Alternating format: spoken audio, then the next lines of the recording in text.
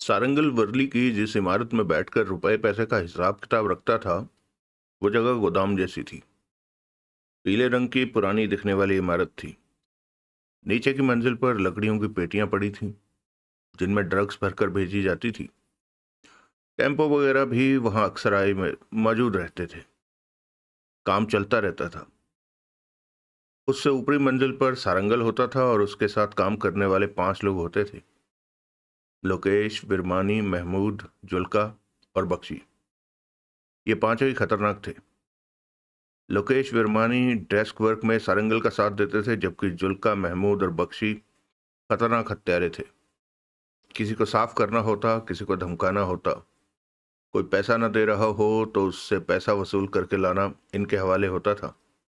सारंगल अपने कामों को बढ़िया ढंग से चला रहा था। अतुल के साथ देवराज चौहान और सोहनलाल ने भीतर प्रवेश किया। अतुल आगे चल रहा था, दोनों उससे एक कदम पीछे थे। अतुल के आ जाने की वजह से वहां काम करने वाले सतर्क हो गए थे। तीनों सीढ़ियां चढ़कर पहली मंजिल पर पहुंचे। सामने बहुत बड़ा हॉल था। वहां टेबल कुर्सियां भी पड़े थे, सोफा भी लगा था। लोकेश और विरमानी एक टेबल के पास खड़े बातें कर रहे थे। महमूद सोफे पर अधलेटा सा पड़ा था। उन्हें आया पाकर महमूद की मुद्रा में कोई फर्क नहीं आया, जबकि लोकेश और विरमानी संभल गए थे। ये लोकेश और ये विरमानी है, अतुल ने कम शब्दों में परिचय करवाया। और वो महमूद है सोफे पर। फिर उसने आसपास देखते हुए पूछा, जुल्का और बख्शी नजर नहीं आ रहे? बख्शी छुट्टी पर है, वो अपनी माँ के पास गया है, विरमानी बोला। कब से? सप्ताह हो गया। सारंगल साहब को बताकर गया था, अब आने वाला होगा। अतुल की निगाह लोकेश और विरमानी पर टिक चुकी थी। दोनों के चेहरों पर परेशानी थी। अतुल ने महमूद को देखा, जो सोफे की बांह पर सिर रखे आराम से लेटा था। जुल्का कहाँ है? अतुल के माथे पर बल पड़े। बाथरूम में। लोकेश ने गहरी सांस ली। अतुल ने सिर हिलाया तो महमूद कह उठा, आपको उसके पास जाना होगा, वो बाहर नहीं आएगी, मर चुकी है वो। क्या? अतुल के होंठों से तेज स्वर निकला। वो मर गई है? क्या कह रहे हो? कोई कुछ ना बोला। अतुल तेजी से सामने दिखाई दे रहे दरवाजे की तरफ बढ़ गया। देवराज चौहान और सोहनलाल की नजरें मिली। ये क्या हो रहा है? सोहनलाल हक्का बक्का सा था। हमारे साथ अभी तक खेल खेला जा रहा है, देवराज चांद सख्त स्वर में बोला। अतुल ने सच्चा बनने के लिए हमें बुलाया, बातचीत की और अब जुल्का के पास ले आया, जबकि अतुल के इशारे पर वो पहले ही मार दी गई। ये हमें बेवकूफ बना रहा है कि जैसे हालात इसके काबू में भी ना हो। परंतु शक की सबसे बड़ी वजह उसके खिलाफ यही खड़ी होती है कि इसने मेरे हवाले सारंगल नहीं, सुरेश पलांडे किया। उसकी तस्वीर देखकर मानता है कि वो सुरेश पलांडे है, परंतु ये भी कहता है कि इसने फोन पर सारंगल से बात की थी। ये जरा भी सच नहीं बोल रहा। जब ये देखेगा कि अपनी कोशिशों में सफल नहीं हुआ, तो हमें मारने की चेष्टा करेगा। लेकिन इतने लोगों के होते जुल्का को कैसे मारा जा सकता है? क्या ये सब अतुल से मिले हुए हैं? सोहनलाल बोला। ये अतुल के ही आदमी हैं। अतुल का इशारा आसानी से मान सकते हैं। कहने के साथ देवराज चांद अतुल की तरफ बढ़ गया, जो कि एक दरवाजा खोले खड़ा था। क्या है भीतर? देवराज चांद ने पीछे पहुंचकर कहा। अतुल दरवाजे से हट गया। उसके चेहरे पर अजीब से भाव थे। देवराज चौहान ने भीतर झांका तो ठिठक कर रह गया। बाथरूम के फर्श पर वही युवती पड़ी थी जो उसे शानू के फ्लैट पर शानू बनकर मिली थी, जिसने फोन की तस्वीर देखकर कहा था कि तस्वीर सारंगल की है। उसका सिर फटा हुआ था। सिर के आसपास खून बह चुका था फर्श पर। इस वक्त वो वही कपड़े पहने थी, जो कपड़े तब पहने थे जब वो उससे मिली थी। देखने पर ऐसा लगता था कि जैसे वो फर्श पर गिरी हो और सिर फर्श से लगने से उसकी मौत हो गई हो। देवराज चौहान होंठ भींचे पलटा। अतुल परेशान सा खड़ा उसे देख रहा था। एकाएक देवराज चौहान मुस्कुरा कर बोला, जुल्का से बात करके बहुत कुछ हमारे सामने साफ हो जाता, परंतु इसे मार दिया गया। अतुल पलटा और उन तीनों की तरफ बढ़ता गुर्राया। किसने मारा जुल्का को? किसी ने भी नहीं। हम क्यों मारेंगे? बिरमानी कह उठा। वो तो आपके आने का इंतजार कर रही थी। हम भी आपके आने का इंतजार में थे। 15 मिनट पहले वो बाथरूम गई। जब 10 मिनट तक नहीं लौटी तो मैं उसे बाथरूम में देखने गया तो वो इसी हाल में नीचे पड़ी थी, मर चुकी थी। शायद पैर फिसल गया, लोकेश गंभीर स्वर में बोला। वो गिरी, सिर फर्श से टकराया और जान चली गई। अतुल दांत पीस कर कह उठा। मैं पूछता हूं, जुल्का ही क्यों मरी? तुम में से कोई क्यों नहीं मर गया? कोई कुछ न कह सका। मैं जानता हूं जुल्का ही क्यों मरी, देवराज चौहान बोला। क्यों? अतुल का चेहरा उसकी तरफ घूमा। क्योंकि हम मुझसे मिलने आ रहे थे। वो जानती थी कि हम क्यों आ रहे हैं, क्या पूछने आ रहे हैं। जुल्का को मारने वाला हत्यारा भी जानता था कि अब क्या होने वाला है। वो नहीं चाहता था कि जुल्का मुंह खोले, इसलिए उसकी हत्या कर दी गई। हत्या कर दी? लेकिन किसने? देवराज चौहान ने लोकेश, बिरमानी और महमूद को देखकर कहा। इन तीनों ने मारा है जुल्का को। ये क्या कह रहे हो तुम? बिरमानी भड़क उठा। हम क्यों मारेंगे?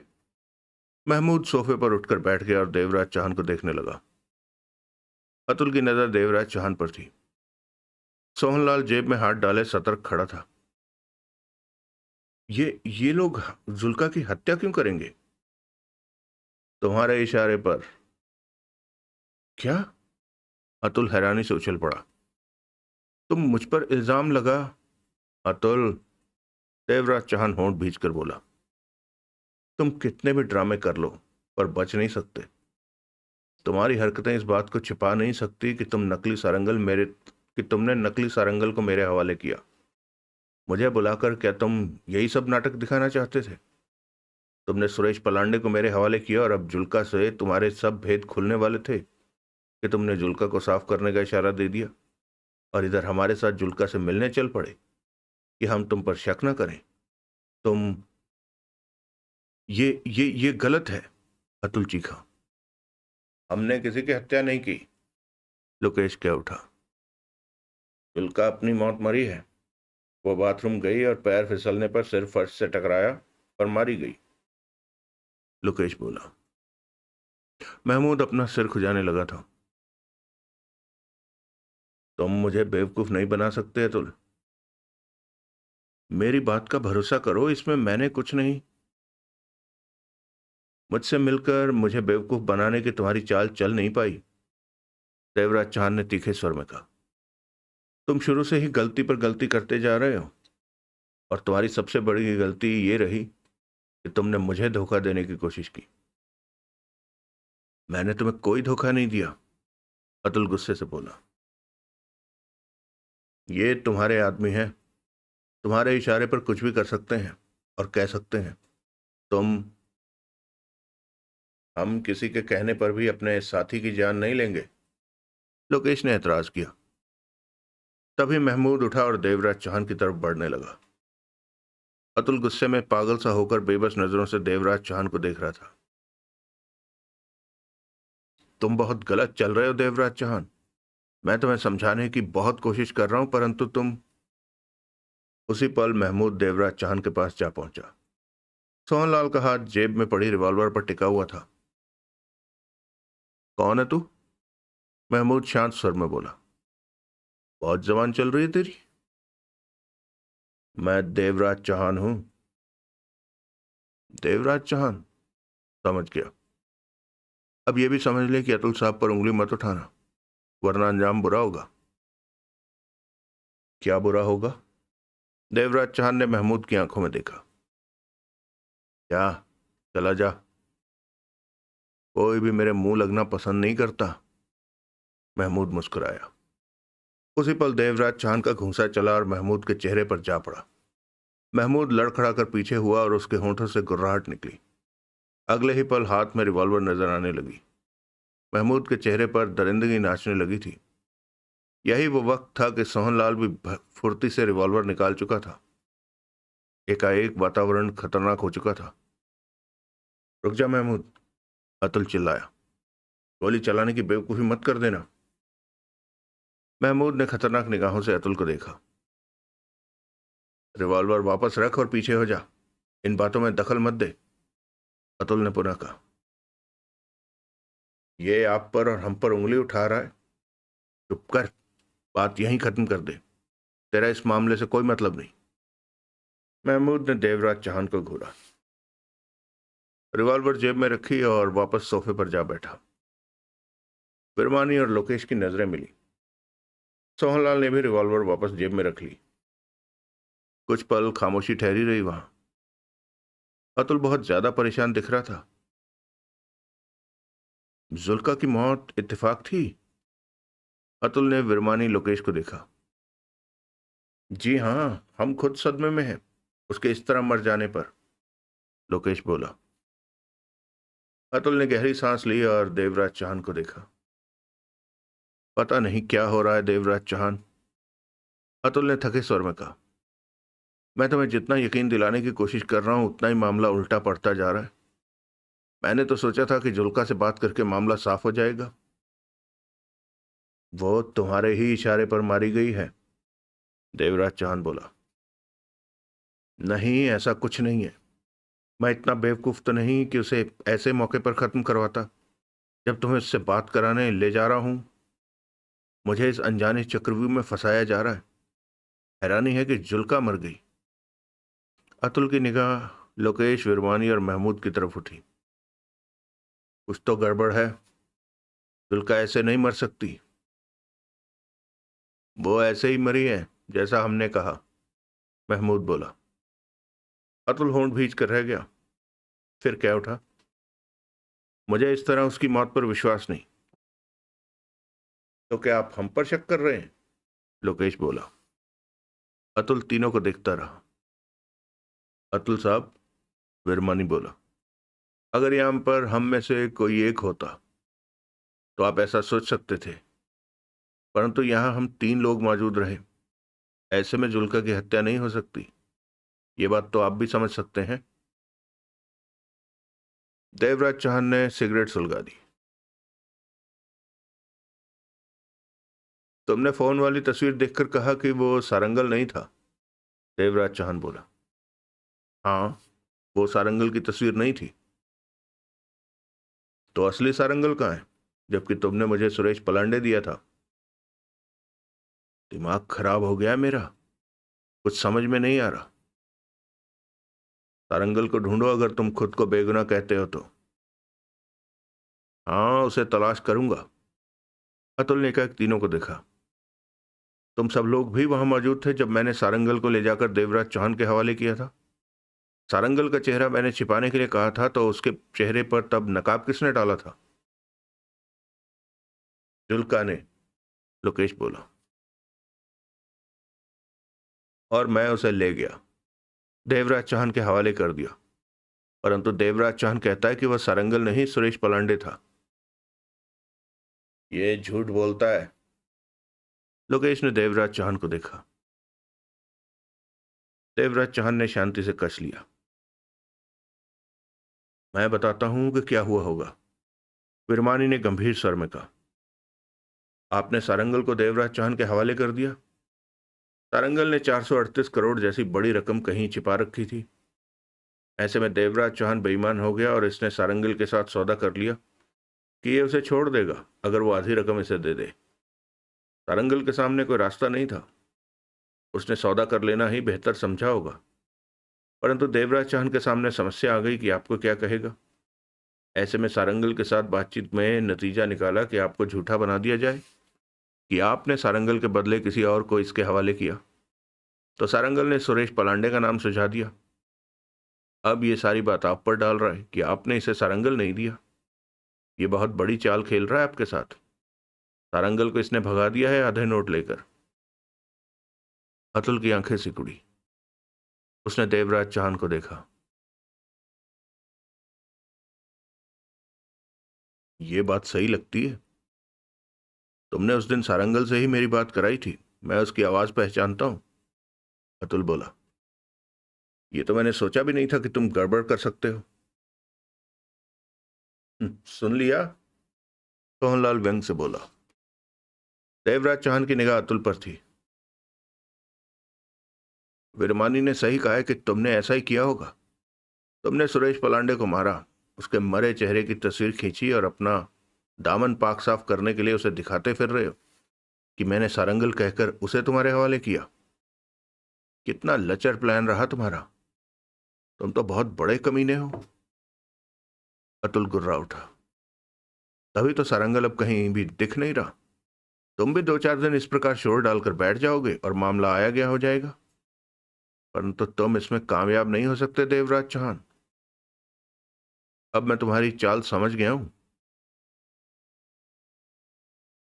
तुम्हें एक बात तो बताना भूल ही गया।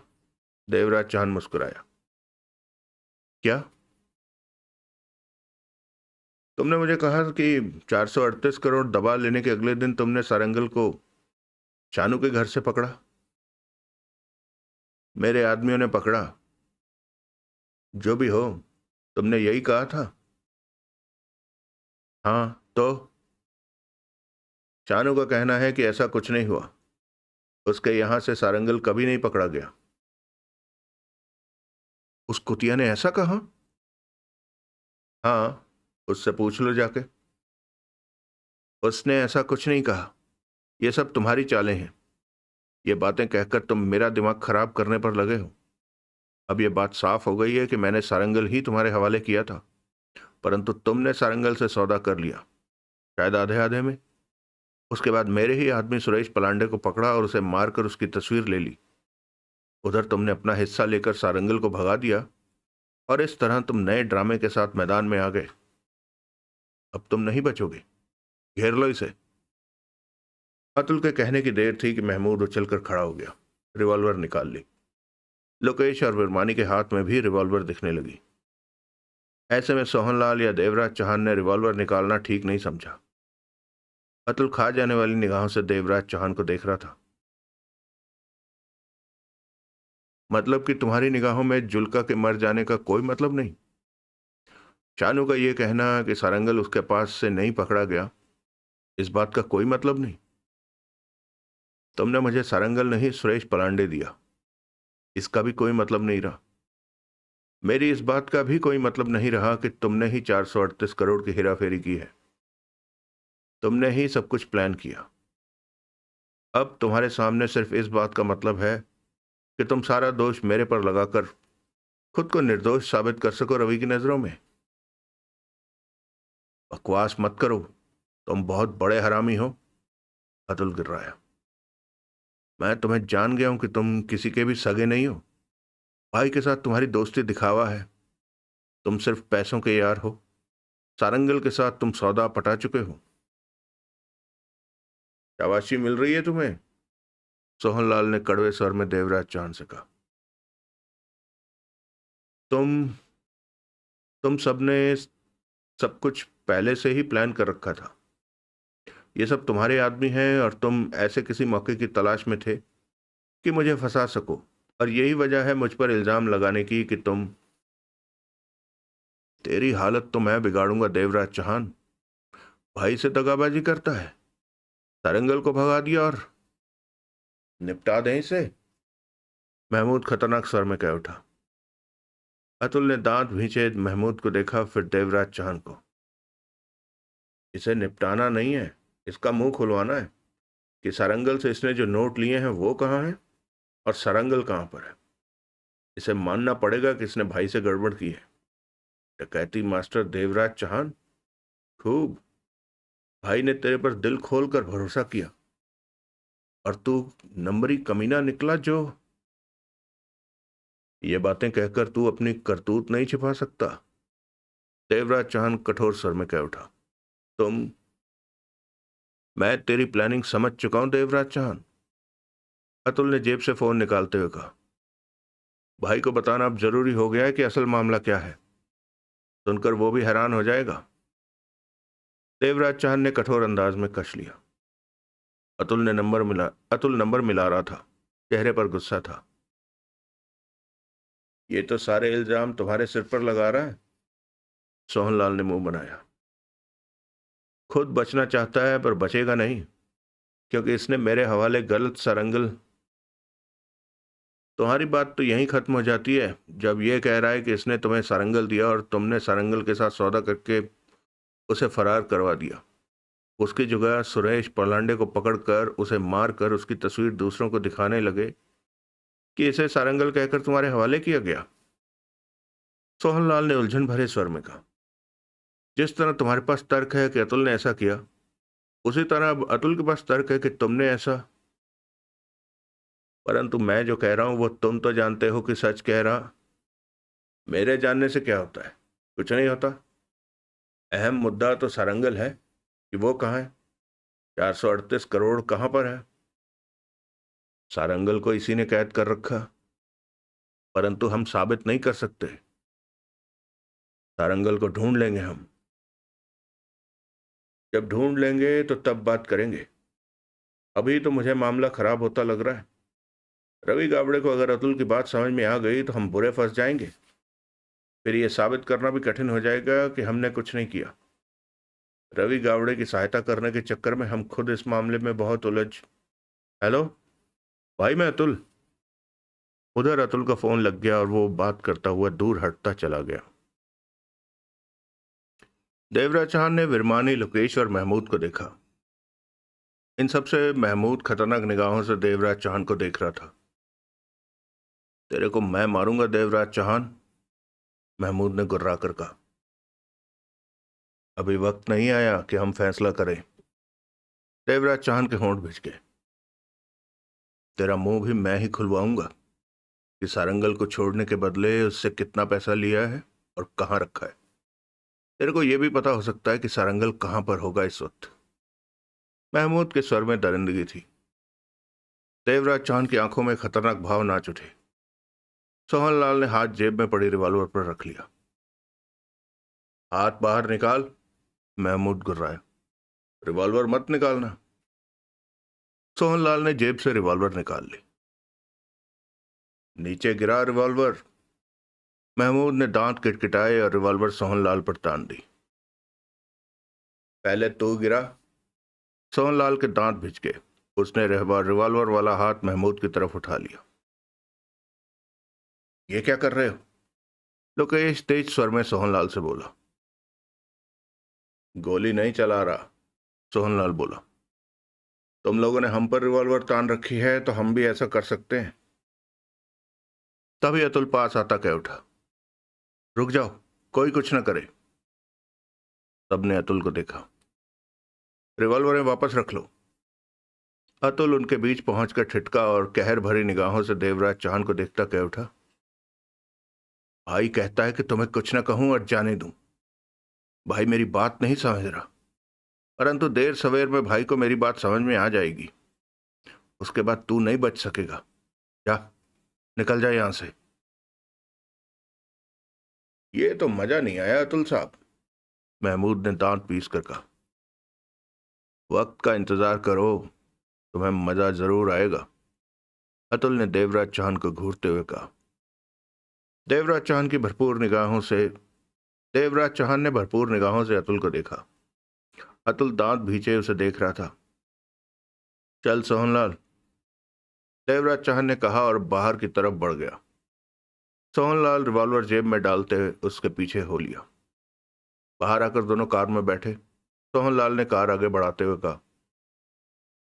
ये तो तुम ही इस मामले में आप फंसे। सारे इल्जाम तुम पर लगाए जा रहे हैं। देवराज चौहान के चेहरे पर सख्ती ठहरी हुई थी। तुम्हारा ख्याल है कि जुल्का को अतुल के इशारे पर मारा गया? सोहनलाल ने पूछा। तुम्हारा क्या विचार है? मुझे तो ऐसा ही लगता है। मामले की सारी जड़ अतुल ही है। मामले की सारी जड़ अतुल ही है। हाँ, वो हर बात पर झूठ बोल रहा है और अब सब कुछ मुझ पर थोप दिया है। तुम पर अतुल की तरफ से खतरा आ सकता है। वो महमूद मुझे बहुत खतरनाक लगा। उसकी आंखें बता रही थी कि वो पेशेवर हत्यारा है। देवराज चांद सोच भरे स्वर में बोला,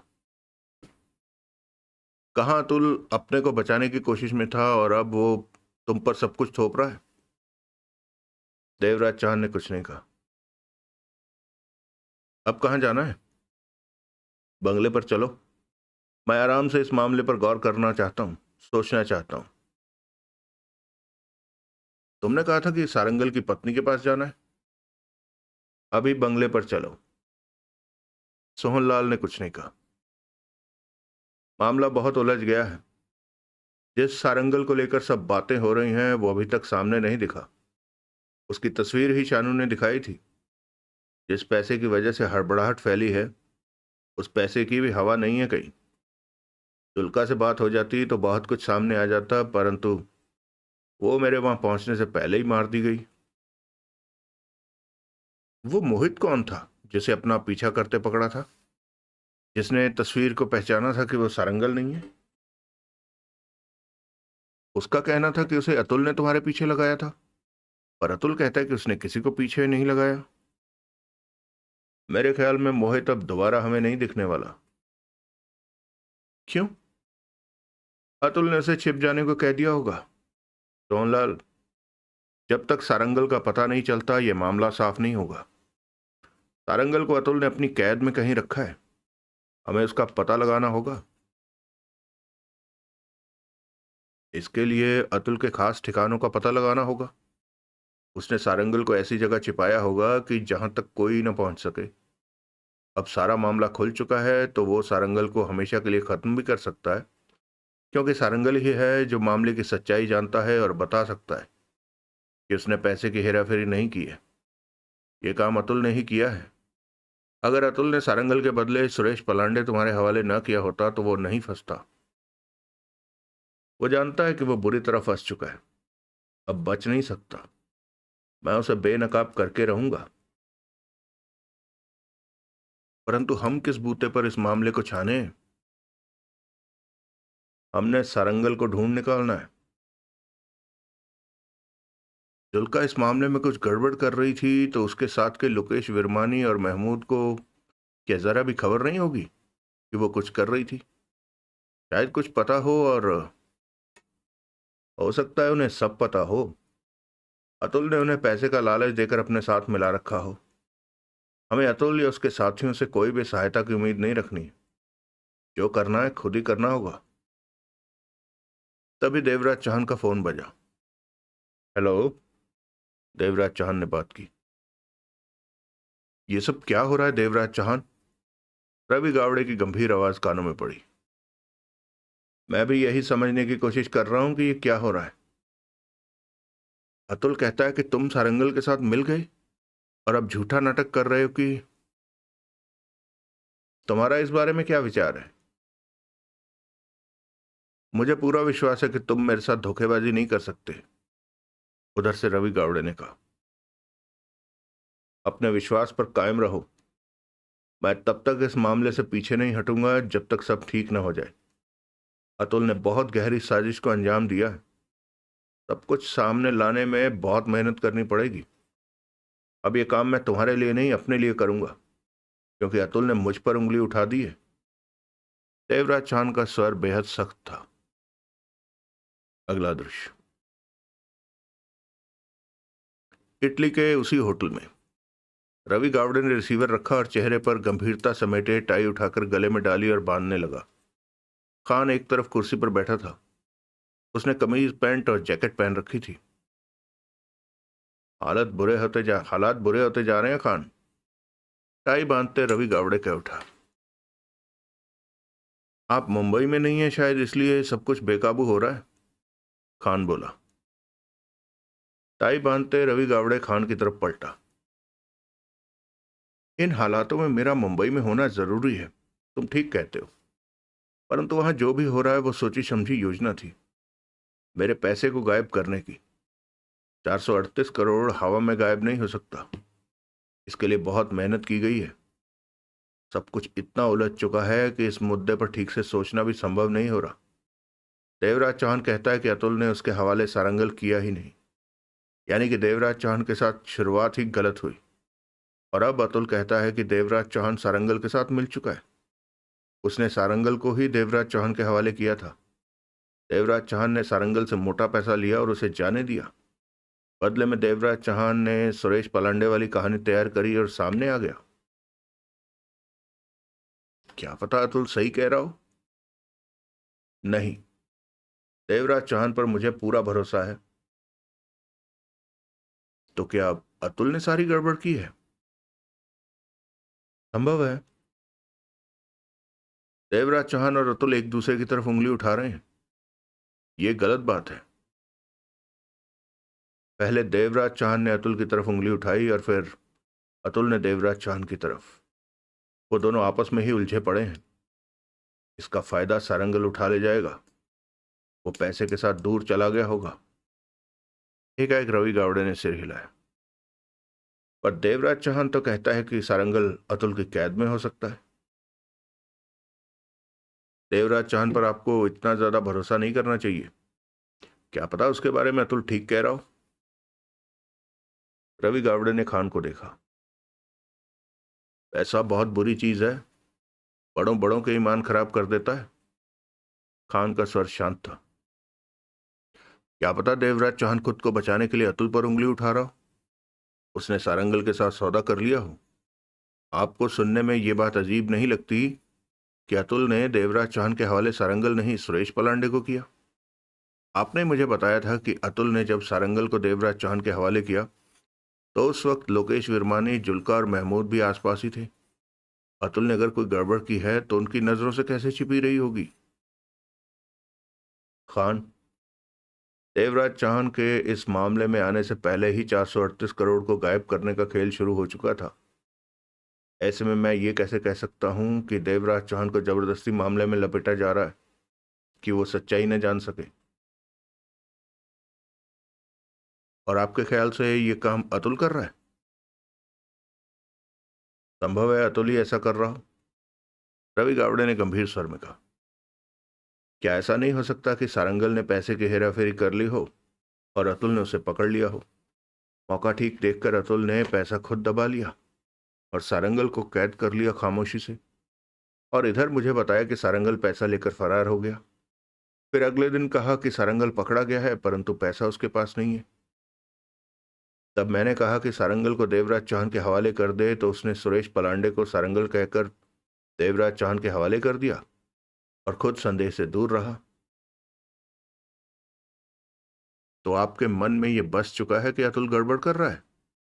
वही, लगता तो ऐसा ही है।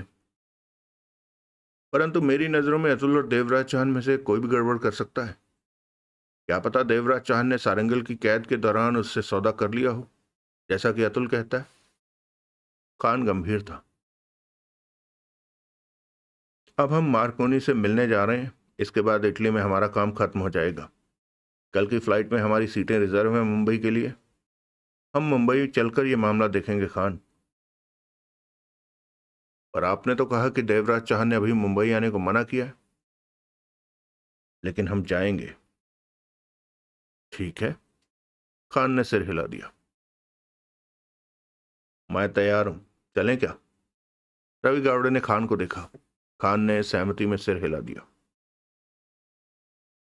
कल उस कार में बम लगा दिया गया था, जो कार हमने होटल से किराए पर ली थी। आज क्या होगा? आज सब ठीक रहेगा। हम कोई भी कार किराए पर नहीं ले रहे। खान बोला। किसी को नहीं पता कि हम बाहर जाने वाले हैं। हम यहां से बाहर निकलेंगे, कुछ देर होटल के भीतर वक्त बिताएंगे और होटल से बाहर आ जाएंगे। पैदल ही आगे जाएंगे। कुछ आगे टैक्सी स्टैंड है, वहां से टैक्सी लेंगे। ये तरीका सुरक्षित रहेगा? रवि गावड़े ने पूछा। ज्यादा सुरक्षित तो नहीं है, पर हमें ऐसा ही करना होगा। इसमें सिर्फ एक ही खतरा है कि कोई आपके इंतजार में बाहर मौजूद ना हो। ऐसा हुआ तो आपके लिए खतरा बढ़ सकता है, परंतु वो खतरा कार में रखे बम से कम ही होगा। रवि गावड़े ने उठाकर कोट पहना और कहा, चलो कमरे से तो निकलें। दोनों कमरे से निकले और होटल की गैलरी में आगे बढ़ने लगे। मुंबई से कुछ लोग इटली तक पहुंच गए मुझे मारने के लिए। ये खतरनाक बात है। मुझे मारने की कोशिश करने का मामला 438 करोड़ की उसी दौलत से जुड़ा है कि मैं मुंबई पहुंच ही ना सकूं। मुझे लगता है वो अतुल ही है जो ये सब कर रहा है। किसी और में इतनी हिम्मत नहीं कि मुझ पर ऐसे हमले करा सके। खान ने कुछ नहीं कहा। दोनों लिफ्ट के पास पहुंचे। लिफ्ट खाली मिली। वो भीतर प्रवेश कर गए। अगला दृश्य। करीब आधे घंटे बाद रवि गावड़े और खान होटल से बाहर निकले। रात के 8:50 हो रहे थे। सर्दी पड़ रही थी परंतु वातावरण में हवा नहीं थी। होटल रोज की तरह चमक रहा था। सामने सड़क पर से जाते वाहनों की लाइटें चमक रही थी। दोनों बाईं तरफ सड़क के किनारे किनारे आगे बढ़ने लगे। खान का एक हाथ जैकेट की जेब में था और सतर्क निगाह हर तरफ जा रही थी। पास से इक्का दुक्का लोग ही निकल रहे थे। रवि गावड़े भी सतर्क था। टैक्सी स्टैंड कितना आगे है? रवि गावड़े ने पूछा। 5 मिनट में पहुंच जाएंगे। कल होटल की कार में बम लगाए जाने से स्पष्ट है कि मुझे मारने की कोशिश करने वाले इंसान ने होटल के 2-4 लोगों को पैसे देकर अपनी तरफ मिला रखा है। उसकी पूरी नजर हम पर है। शायद वो अब भी हमें देख रहा हो। मैं यही कहना चाहता हूं कि वो होटल से दूर नहीं जाने वाला। पास ही कहीं हो सकता है। और रवि गावड़े अपनी बात पूरी नहीं कर सका। एक बेआवाज सा शोला आया और रवि की बाह में जा धंसा। रवि गावड़े के होंठों से चीख निकल गई। क्या हुआ? खान चौंका। हाथ में रिवॉल्वर आ गई। गोली। रवि ने दांत भींचे और नीचे बैठता चला गया। बाह में। खान के होंठों से गुर्राहट निकली। नजरें हर तरफ घूमी। उसी पल 15 कदम आगे अंधेरे में कोई दिखा। खान ने जान लिया कि वो पुनः फायर करने जा रहा है। उसने रवि गावड़े को धक्का देकर नीचे गिरा दिया और सामने नजर आ रहे आदमी पर फायर कर दिया। गोली की आवाज गूंजी। तब तक उसकी बेआवाज रिवॉल्वर से भी कुछ फायर हो चुके थे परंतु खान की किस्मत अच्छी थी कि जल्दबाजी में चलाई गई गोलियों में से एक भी उसे नहीं लगी। तभी फायर करने वाला एक पलटा और भाग खड़ा हुआ। खान उसके पीछे दौड़ा। नीचे पड़े रवि गावड़े ने यह सब देखा। खान निगाहों से ओझल हो गया। कदमों की आवाजें भी कानों में पड़नी बंद हो गई थी। रवि गावड़े ने फौरन खुद को संभाला। सीधा होकर बैठा। रिवॉल्वर निकालकर हाथ में ले ली। बांह दर्द कर रही थी। गोली बांह को उधेड़ कर निकल गई थी। रवि की सतर्कता भरी निगाह हर तरफ घूम रही थी परंतु अब वहां कोई नहीं था। गावड़े उठ खड़ा हुआ। वो इस बात के प्रति सतर्क था कि उस पर फिर हमला ना हो जाए। घायल बांह को उसने शरीर के साथ चिपका रखा था कि दर्द कम हो। पास से 2-3 लोग निकले। अंधेरे की वजह से वो गावड़े के हाथ में रिवॉल्वर नहीं देख सके। उसकी घायल बांह को नहीं देख सके। उस पर सड़क पर हमला करने का मतलब था कि हत्यारा अब खुलकर सामने आ गया है। वो हर हाल में उसे मार देना चाहता है। खान के इंतजार में रवि गावड़े वहीं खड़ा रहा। तभी गावड़े का फोन बजने लगा। गावड़े ने रिवॉल्वर जेब में डाली और फोन निकालकर बात की। हेलो। पहुंच रहे हो गावड़े? उधर से मार्कोनी की आवाज आई। मैं तुम्हारे इंतजार में बैठा हूं। आ रहा हूं, गावड़े ने कहा। एक कार भेज दो। मैं होटल के बाहर बाईं तरफ सड़क के किनारे खड़ा हूं। क्या बात है? किसी ने मुझ पर गोली चलाई। वहां में लगी है। ओह, मैं कार भेज रहा हूं और डॉक्टर का इंतजाम करके रखता हूं, उधर से मार्कोनी ने कहा। गावड़े ने फोन बंद किया। उसे वापस रखकर रिवॉल्वर निकाल ली। आधे घंटे बाद खान लौटा। वो हाँफ रहा था। थका लग रहा था। आप ठीक हैं गावड़े साहब? ठीक हूं, बांह घायल है। मैं आपको एक बुरी खबर सुनाने जा रहा हूं, खान गंभीर स्वर में बोला। गावड़े ने अंधेरे में खान का चेहरा देखने की कोशिश की। वो बख्शी था, खान बोला। गोली चलाने वाला? रवि गावड़े के होंठ सिकुड़े। हाँ, मैं उसके पीछे गया।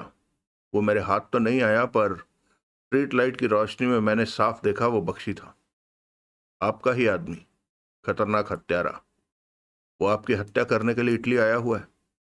उस दिन होटल की खिड़की पर आप पर गोली चली, कल कार में बम लगाया गया और आज तो सीधे सीधे आप पर हमला हुआ है। ऐसा सब करना पक्षी के लिए मामूली बातें हैं। मैं उसे पहचान चुका हूं। रवि गावड़े अंधेरे में खान को देखता रहा। हालात बहुत बिगड़ चुके हैं गावड़े साहब। पक्षी को पहचानते ही मुझे झटका लगा था कि वो आपकी हत्या करने की कोशिश कर रहा है। उसकी हिम्मत की तारीफ करनी होगी। वो जानता है कि तुमने उसे पहचाना? पता नहीं, पर मैंने उसे पहचाना, खान ने गंभीर स्वर में कहा। पक्षी? रवि गावड़े बोला। पक्षी को अतुल इस्तेमाल कर सकता है, देवराज चौहान नहीं। मेरे को तो पहले से ही शक था कि अतुल ही मेरे साथ गड़बड़ कर रहा है। अब तो ये बात साफ हो गई। खान ने कुछ नहीं कहा। देवराज चौहान ठीक कहता था कि अभी मेरा मुंबई जाना ठीक नहीं है। मैं कई दिन से यहां हूं। अतुल ने मेरी वापसी के लिए भी तैयारियां कर रखी होंगी। वो पैसे के लिए बेईमान हो गया है, मेरे को धोखा दिया, अपने भाई को जिसने हमेशा उसका ध्यान रखा। रवि गावड़े की आवाज में खतरनाक भाव आ गए। अभी भी वो मेरे को ठीक से नहीं जानता। मैं उसे यहां बैठकर भी आसानी से खत्म कर सकता हूं। वो 10 बार पैदा होकर भी मेरी बराबरी नहीं कर सकता। कमीना धोखेबाज। खान चुप रहा। रवि गावड़े भी चुप हो गया। सामने सड़क पर से हेडलाइटें चमकते वाहन तेज गति से आ जा रहे थे। मार्कोनी गाड़ी भेज रहा है, रवि गावड़े बोला। वो हमारे रहने के लिए सुरक्षित जगह का इंतजाम कर देगा। मुझे सोचना होगा कि अब मुझे क्या करना चाहिए। अतुल ने वहां सब कुछ अपने काबू में कर रखा होगा। अब मुझे पूरा भरोसा हो गया है कि देवराज चौहान की कही हर बात सही है, परंतु अब सब कुछ ठीक भी तो करना है। सोचना पड़ेगा इस बारे में। अगला दृश्य। देवराज चौहान अगले दिन 11 बजे सोहनलाल के साथ सारंगल के बंगले में पहुंचा। वो कल भी आया था और दरबान उसे पहचान गया था। उसने इंटरकॉम पर भीतर बात की और दोनों को भीतर जाने दिया। एक नौकर उन्हें सारंगल की पत्नी के पास छोड़ गया। आप लोग तो कल आए थे, वो कह उठी। आज क्या कम पड़ गया? क्या मेरे पति के बारे में कुछ पता चला? मैं आपके पति के बारे में ही पूछने आया हूं कि वो कहां हो सकते हैं, देवराज चौहान ने पूछा। मुझे पता होता तो मैं कल ही बता देती, वो शांत स्वर में बोली। देवराज चौहान उसके चेहरे को ध्यान से देखता कह उठा। आपको देखकर लगता नहीं कि आपको अपने पति के गुम हो जाने की चिंता है। सच में मुझे कोई चिंता नहीं, उसने स्पष्ट कहा। क्यों? क्योंकि मेरे पति को कभी मेरी परवाह नहीं रही। मैं टांगों से लाचार हूं। वो कभी मेरे साथ डॉक्टर के पास भी नहीं गया। उसने कभी मेरा हाल नहीं पूछा। वो सिर्फ शानू नाम की उस लड़की की चिंता करता है। सारंगल के अपने साथ काम करने वाले लोगों से कैसे संबंध थे? साथ वाले कौन? जुल्का, महमूद, विरमानी, लोकेश? अच्छे थे। मेरा पति हमेशा सबसे अच्छे संबंध बनाकर रखता था। अतुल से संबंध कैसे थे? अच्छे। अतुल से भी, रवि गावड़े से भी। कल जुल्का की हत्या हो गई, देवराज चौहान बोला। अपने ऑफिस के बाथरूम में वो मरी पाई गई। वो देवराज चौहान को देखने लगी। मर गई जुल्का? हाँ। बुरा हुआ। मेरे पति हमेशा उसकी तारीफ किया करते थे, वो गंभीर से कह उठी। किसने मारा उसे? महमूद, विरमानी और लोकेश ने, क्योंकि तब वो तीनों ही वहां थे। मुझे डर है कि इसी तरह अतुल आपके पति को मार सकता है। अगर सारंगल के बारे में कोई जानकारी है तो मुझे बता दो, मैं उसे बचा लूंगा। तुम्हारा मतलब कि ये सब कुछ अतुल के इशारे पर हो रहा है? हाँ। मुझे शक है कि 438 करोड़ भी अब अतुल के पास हैं। और परंतु तुम इस मामले में जरूरत से ज्यादा क्यों दखल दे रहे हो? रवि गावड़े के कहने पर ऐसा कर रहा हूं। कल तो तुमने कहा था कि तुम मेरे पति की निगरानी कर रहे थे और आपके पास अपने पति की तस्वीर होगी। बहुत। क्यों? मैं देखना चाहता हूं। आज नहीं। मेरी नौकरानी छुट्टी पर है। वो जानती है कि मैंने तस्वीरें कहाँ रखी हैं। मैं इस काबिल नहीं कि उठकर तस्वीरें निकाल सकूं। देवराज चौहान ने जेब से फोन निकाला और भीतर से तस्वीर निकालकर स्क्रीन पर लाया, जो कि उसकी जानकारी के मुताबिक सुरेश पलांडे की तस्वीर थी। ये बात अतुल भी मान चुका था। इस आदमी से आपके पति के संबंध कैसे थे? क्या ये सारंगल से अक्सर मिला करता था? फोन की स्क्रीन पर आई तस्वीर को देखा उसने और उसकी आंखें सिकुड़ गई। ये तो मेरा पति है, वो कह उठी। क्या? देवराज चौहान हक्का बक्का रह गया। क्या कहा? ये मेरा पति सारंगल है। नहीं, ये सारंगल नहीं है। तो तुम कहना चाहते हो कि मैं अपने पति को नहीं पहचान रही? मेरा दिमाग खराब हो गया क्या? देवराज चौहान ठगा सा रह गया। सोहनलाल के चेहरे पर अजीब से भाव उभरे। वो कह उठा, मैडम, ये सुरेश पलांडे है। अतुल भी इसे सुरेश पलांडे के तौर पर पहचान चुका है। अगर वो इसे सारंगली कहता तो उसके सिर से सारी मुसीबतें हट जानी थी, परंतु उसने इसे सुरेश पलांडे कहा। तो तुम्हारा मतलब कि घुटने के दर्द के साथ साथ मैं पागल भी हो गई हूं, जो अपने पति को नहीं पहचान पा रही हूं? उसने तीखी नजरों से सोहनलाल को देखते हुए कहा। या तुम चाहते हो कि इसे मैं अपना पति न कहूं? सोहनलाल ने देवराज चौहान को देखा। देवराज चौहान भी सोहनलाल को देखने लगा। यह गलत कह रही है। देवराज चौहान के होंठ भिज गए। ये सुरेश पलांडे है। अगर ये सच में सारंगल है तो फिर अतुल ने इसे सुरेश पलांडे क्यों कहा? वो ऐसा कहकर मेरी निगाहों में शक का केंद्र नहीं बनना चाहेगा। मोहित ने भी इसे सुरेश पलांडे के तौर पर पहचाना था। शानू ने भी कहा कि यह सारंगल नहीं है। चले जाओ तुम दोनों यहां से, औरत गुस्से से कह उठी। तुम चाहते हो मैं अपने पति को पति न कहूं? आप घर पर पड़ी बाकी की तस्वीरें दिखा सकती हैं जिनमें सारंगल आपके साथ हो। कल आना और देख लेना। आज नौकरानी नहीं। मुझे बताइए तस्वीरें कहाँ पड़ी हैं, मैं निकाल लेता। मेरी चीजों को हाथ लगाने की जरूरत नहीं है, औरत ने सख्त स्वर में कहा। कल आ जाना, तस्वीरें देख लेना। देवराज चौहान और सोहनलाल बंगले से बाहर आ गए। उनका दिल दिमाग हिला पड़ा था। सारंगल की पत्नी ऐसे इंसान को सारंगल कह रही थी जिसे अतुल ने सारंगल मानने से इनकार कर दिया था, जबकि वो जानता था कि उसे सारंगल न मानकर वो फंस जाएगा। परंतु अतुल ने यही कहा कि तस्वीर सुरेश पलांडे की ही है, और अब सारंगल की पत्नी कहती है कि वो सारंगल की तस्वीर है। वो भीतर बैठे और सोहनलाल ने कार आगे बढ़ा दी। अगला दृश्य। ठीक सामने सड़क पार फुटपाथ पर पेड़ के नीचे भूरी आंखों वाला युवक खड़ा था। उम्र 25 के करीब होगी, कद 5-10 के करीब, कमीज पैंट पहनी हुई थी। उसके चेहरे पर किसी तरह का भाव नहीं था। वो अपनी भूरी आंखों से देवराज चौहान और सोहनलाल वाली कार को जाते देख रहा था, फिर अपनी जगह से हिला और सड़क पार करके बंगले की तरफ बढ़ने लगा। बंगले के गेट पर दरबान खड़ा था। भूरी आंखों वाला गेट पर दरबान के पास पहुंचा। मैडम से मिलना है, भूरी आंखों वाले ने भावहीन स्वर में कहा। क्यों? दरबान ने सामान्य स्वर में पूछा।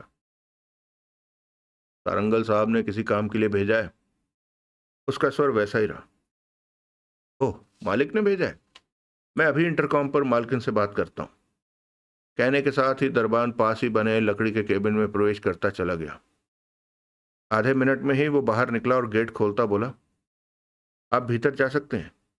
प्रवेश गेट पर नौकर मिलेगा, वो आपको मैडम तक पहुंचा देगा। युवक भीतर प्रवेश करता चला गया। प्रवेश द्वार पर ही नौकर टकरा गया। वो उसे पहली मंजिल के एक कमरे में ले आया जहां सारंगल की पत्नी बेड पर लेटी हुई थी। वो युवक को देखते ही कह उठी, मेरे पति ने भेजा है तुम्हें? जवाब में युवक ने गर्दन घुमाकर वहां खड़े नौकर को देखा। उसकी नजरों का मतलब समझकर वो नौकर से बोली, तुम जाओ। नौकर चला गया।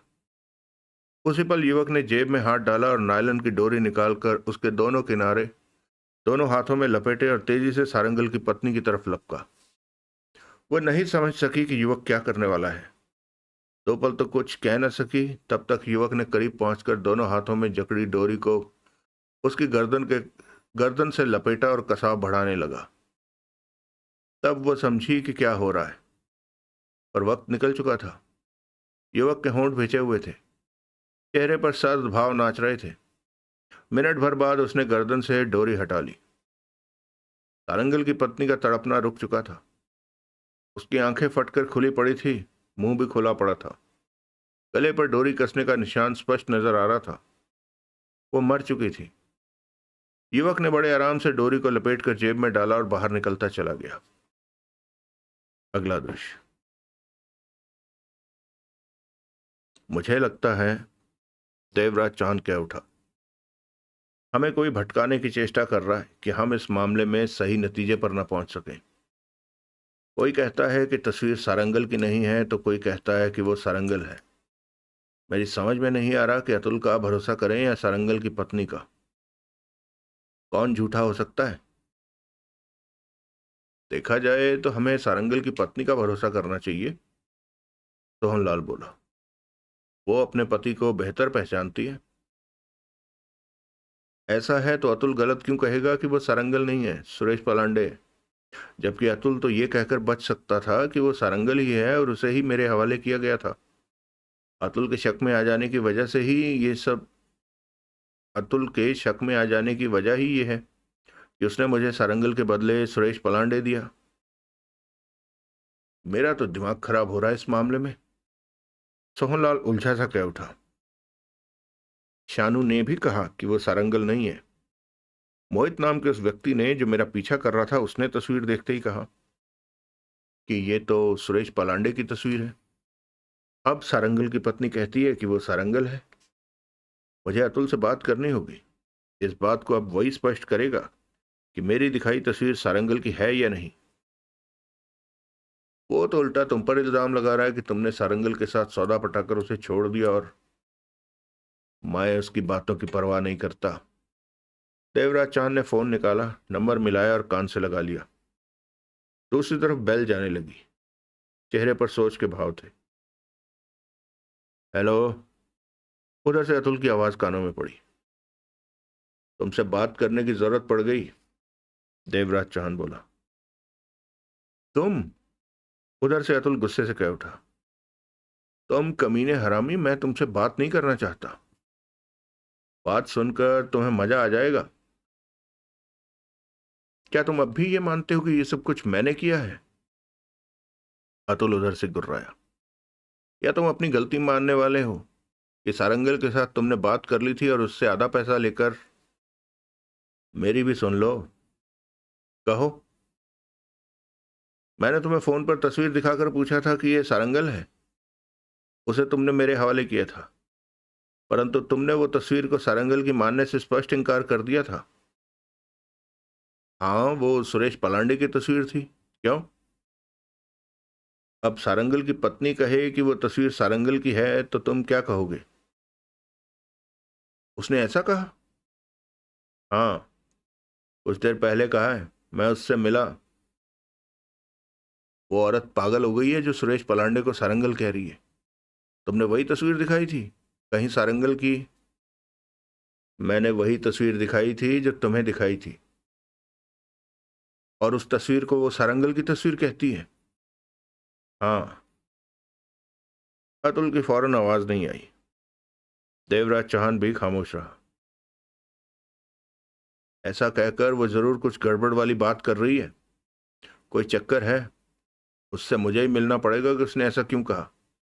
मैंने तो सोचा था कि तुम सारंगल के बारे में बताने वाले हो कि वो कहां पर मिलेगा। देवराज चौहान ने फोन बंद कर दिया। क्या कहता है वो? सोहनलाल ने पूछा। इस बारे में सारंगल की बीवी से बात करेगा। तभी देवराज चौहान का फोन बजने लगा। हेलो। देवराज चौहान ने फोन पर बात की। देवराज चौहान? दूसरी तरफ शानू थी। तुम शानू हो? कहो। मैं खुद को खतरे में महसूस कर रही हूँ। तुम्हारे कहने पर मैंने फ्लैट छोड़ दिया था और इस वक्त किसी सहेली के चैम्बूर वाले फ्लैट पर हूँ। पर मुझे लगता है कोई मुझ पर नजर रख रहा है। वो अतुल के आदमी हो सकते हैं। तुम्हें अतुल से बचकर रहना है अभी। देवराज चौहान बोला। मुझे डर लग रहा है। क्या तुम मेरे पास आ सकते हो अभी? मैं आकर क्या करूंगा? कब तक तुम्हें बचाए रख सकूंगा? अगर तुम पर कोई नजर रख रहा है तो तुम्हें वो जगह छोड़कर कहीं और छिप जाना चाहिए। सारंगल था तो मैं सुरक्षित रहती थी। सारंगल का कुछ पता चला? कुछ पता नहीं चला। वो अतुल की कैद में हो सकता है। कल शाम को जुल्का को मार दिया गया। जुल्का मर गई? कैसे? जाने दो। तुम क्या करोगी जानकर? अपने को बचाकर रखो। क्या तुम्हें कुछ याद आया कि सारंगल ने इस मामले में तुमसे कोई बात की हो? कैसी भी बात? मैं कह चुकी हूं कि सारंगल ने मुझसे कोई बात नहीं की। वो तुम्हारे घर से नहीं पकड़ा गया था? नहीं, कभी नहीं। वो तो मेरे पास आया ही नहीं। सारंगल की कोई खबर हो तो मुझे जरूर बताना। वही मुझे पैसा देता था। समझ में नहीं आता अब क्या करूं। उधर से शानू चिंतित स्वर में बोली। तुम्हें याद है मैंने तुम्हें फोन पर एक तस्वीर दिखाई थी? याद है? क्यों? वो तस्वीर सारंगल की थी? नहीं, वो तस्वीर सारंगल की नहीं थी। आधा घंटा पहले सारंगल की पत्नी कहती है कि वो तस्वीर सारंगल की है। ये नहीं हो सकता। वो ऐसा नहीं कह सकती। वो सारंगल की तस्वीर नहीं थी। मैंने तुम्हें सारंगल की तस्वीर दिखाई थी। याद है ना तुम्हें? ठीक है, अपने को बचा के रखो। कुछ दिन का खतरा और है, फिर सब ठीक हो जाएगा। कोई खास बात याद आए तो मुझे फोन कर लेना। कहकर देवराज चौहान ने फोन बंद किया और सोहनलाल से कहा। जानू अभी भी पक्के तौर पर कह रही है कि वो तस्वीर सारंगल की नहीं है। वो सारंगल की तस्वीर ही होगी। सोहनलाल गंभीर स्वर में कह उठा। इस बारे में अतुल कभी भी गलत नहीं कहेगा। अगर वो सारंगल की तस्वीर होती तो वो शक के घेरे में ना आता। बात वहीं खत्म हो जाती। देवराज चौहान का फोन पुनः बजा। हेलो। जब तुम सारंगल की पत्नी से मिलकर गए तो वो जिंदा थी? अतुल की आवाज कानों में पड़ी। हाँ, क्यों? तुम्हारे जाने के बाद उससे कोई युवक मिलने आया था। युवक ने दरबान से यह कहा कि उसे सारंगल ने भेजा है। मैडम से मिलना है। नौकरों के मुताबिक युवक ने अकेले में सारंगल की पत्नी से बात की। अभी मैंने सारंगल की पत्नी से बात करने के लिए उसे फोन किया तो नौकर बैल की आवाज सुनकर उसके कमरे में गया। वो बेड पर मरी पड़ी पाई गई। किसी चीज से उसका गला घोंटा गया है। नौकर ने मुझे ये बातें बताई। देवराज चौहान सुनकर स्तब्ध सा रह गया। चुप क्यों हो गए? वो बहुत कुछ जानती थी। वो कई बातें बता सकती थी, परंतु उसे मार दिया गया कि उसका मुंह बंद रहे। ये काम किसने किया? उधर से अतुल ने कड़वे स्वर में कहा। कल इसी तरह जुल्का को मार दिया गया। हो सकता है सब कुछ तुम्हारे इशारे पर ही हो रहा हो। मैं तुम्हारी जान ले लूंगा। उधर से अतुल गुस्से से गला फाड़कर चिल्ला उठा। देवराज चांद ने फोन बंद करके कहा। सारंगल की पत्नी की हत्या कर दी गई है। ओह! सोहनलाल के होंठों से निकला। कोई हमारी पीठ पीछे तेजी से काम कर रहा है। कल जुल्का से बहुत कुछ पता लग सकता था, परंतु उसे साफ कर दिया गया। आज सारंगल की पत्नी ने हमसे सफेद झूठ बोला कि वो तस्वीर सारंगल की है। जाहिर है इस बात की तसल्ली करने के बाद हम दोबारा सारंगल की पत्नी के पास जाकर पूछते कि उसने ऐसा झूठ क्यों कहा, परंतु उससे पहले ही उसे मार दिया गया। देवराज चौहान आंखें सिकोड़े सोचों में डूबा था। यह काम अतुल का हो सकता है? हाँ, हो सकता है। देवराज चौहान ने सिर हिलाकर कहा। कल जहां जुल्का की लाश थी वहां पर अतुल के 3 लोग मौजूद थे। लोकेश, विरमानी और महमूद। मुझे पूरा यकीन है कि इन्होंने ही जुल्का की हत्या की। और इशारा अतुल का था। इन तीनों में से किसी का मुंह खुलवाया जाए तो सब कुछ जान सकते हैं। कार चलाते सोहनलाल ने देवराज चौहान के चेहरे पर निगाह मारी। क्या करना चाहते हो? हमें पता लगाना होगा कि ये लोग कहाँ कहाँ रहते हैं, या फिर कहाँ इन पर आसानी से हाथ डाला जा सकता है। इनमें से किसी एक का अपहरण कर लेना होगा और उसका मुंह खुलवाएंगे। ये लोग बहुत कुछ जानते हैं और मुझे पूरा भरोसा है कि जुल्का की हत्या इन्होंने ही की है। लेकिन ये तो। सोहनलाल के शब्द मुंह में रह गए। उसी पल उसने एक्सीलरेटर पूरा दबा दिया। नीचे झुक जाओ, सोहनलाल चीखा। देवराज चांद नहीं समझा कि बात क्या है, परंतु वो उसी पल नीचे झुक गया। कार की बगल में एक मोटरसाइकिल आ पहुंची थी। एक चला रहा था, दूसरा पीछे बैठा था। दोनों के सिरों पर हेलमेट रखी थी और चेहरों को हेलमेट के काले शीशों ने ढांप रखा था। सोहनलाल ने पीछे बैठे व्यक्ति को रिवॉल्वर निकालते देख लिया था और तब वो कार की तरफ ही देख रहा था। सोहनलाल समझ गया कि वो उन पर गोली चलाने वाला है। एक्सीलेटर दबते ही कार तेजी से आगे को भागी। मोटरसाइकिल 4-5 कदम पीछे रह गई, परंतु तभी वातावरण में फायरिंग की आवाजें गूंज उठी। भागती कार की बॉडी में 2-3 गोलियां लगी। एक गोली कार के पीछे की खिड़की का शीशा तोड़कर भीतर आई और सोहनलाल वाली सीट के पीछे के हिस्से में जा धंसी। देवराज चौहान तब नीचे झुका हुआ था और उसने रिवॉल्वर निकाल ली थी, परंतु तब तक सोहनलाल कार को अन्य कारों के बीच में से निकालता हुआ कुछ आगे आ गया था। अभी वो पीछे रह गए हैं। सोहनलाल होंठ भींचे कह उठा। मोटरसाइकिल पर हैं, 2 हैं। देवराज चौहान तुरंत सीधा हुआ। रिवॉल्वर हाथ में थी। पीछे देखा, देखता रहा, परंतु ऐसी कोई मोटरसाइकिल नहीं दिखी जिस पर 2 सवार मौजूद हों। फायरिंग की आवाजें सुनकर पीछे का ट्रैफिक रुकने लगा था। मुझे नहीं दिखे वो लोग, देवराज चौहान ने दांत भींच कर कहा। फायरिंग करके पलट गए होंगे, सोहनलाल ने कहा। आगे मोड़ आ रहा है, मैं कार को दाएं ले रहा हूं, तुम पीछे नजर रखो। वो हमारे आसपास कहीं भी हो सकते हैं। देवराज चौहान रिवॉल्वर थामे पीछे देखता रहा। कई पलों तक कार में चुप्पी रही। मोड़ आया तो सोहनलाल ने कार को दाएं मोड़ा और कहा, अब देखो, वो पीछे आ रहे हैं। नहीं, कोई भी मोटरसाइकिल इस तरफ नहीं मुड़ी।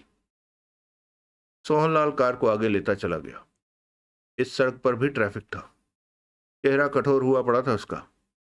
देवराज चौहान की निगाह अभी भी पीछे थी और कह उठा, मुझे पूरी आशा थी कि अतुल देर सवेर में हमला करवाएगा हम पर।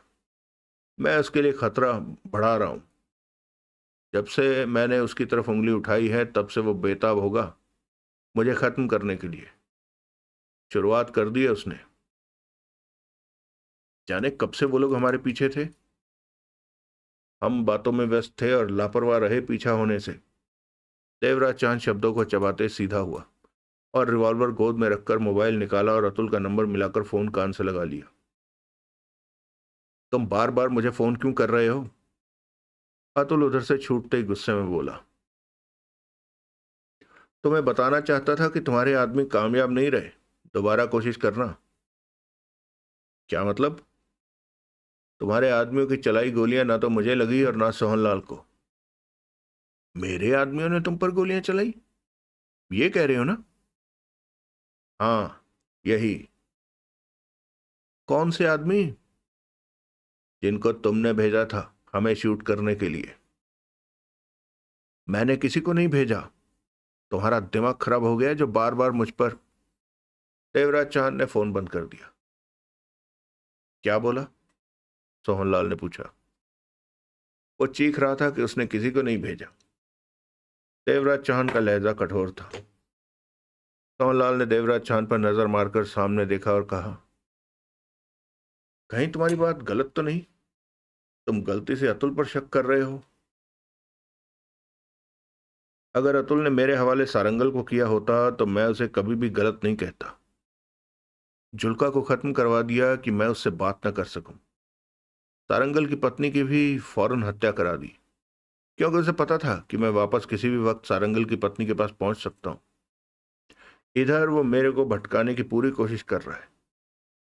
कोई तस्वीर देखकर कहता है कि वो सारंगल है तो कोई कहता है नहीं है। अतुल मेरा दिमाग खराब करने पर लगा है। अब तो हद हो गई है कि सारंगल की पत्नी ने सुरेश पलांडे को सारंगल यानी कि अपना पति कह दिया। अब अतुल ने अपनी कोशिशें शुरू कर दी हैं मुझे खत्म करवाने की। वो समझ चुका है कि मेरे होते वो रवि गावड़े के सामने खुद को निर्दोष साबित नहीं कर सकता, पर मैं अतुल की चाल सफल नहीं होने दूंगा। वो बचेगा नहीं। तो अब हमने विरमानी, लोकेश और महमूद में से किसी एक का अपहरण करके उसका मुंह खुलवाना है। यही रास्ता बचा है अब हमारे पास। वो तीनों पक्के अतुल के इशारे पर काम कर रहे हैं।